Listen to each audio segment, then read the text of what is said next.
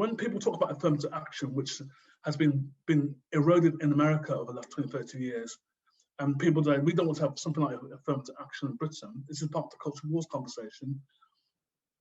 There has always been affirmative action. It's called white supremacy. That is affirmative action.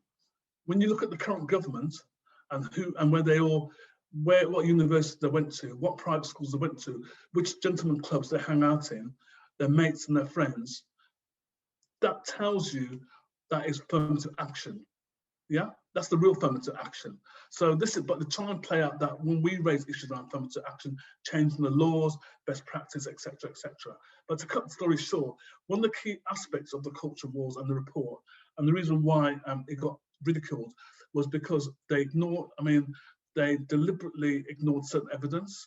They were very selective in the truth, basically, and there was more. It wasn't really a report; it was more of a propaganda, because the objective of that propaganda was to try and nullify Black Lives Matter in the UK.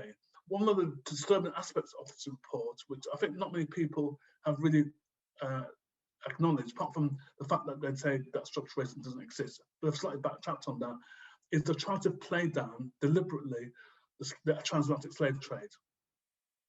They tried to play it down in the way that it wasn't that bad really, and actually it was character building.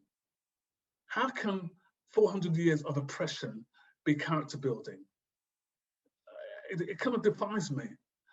Character building in what sense? I understand there's resilience, and I'm definitely for if you're of African diaspora in America, in South America, in the Caribbean, or in Africa itself, or in the Middle East where there is African diaspora.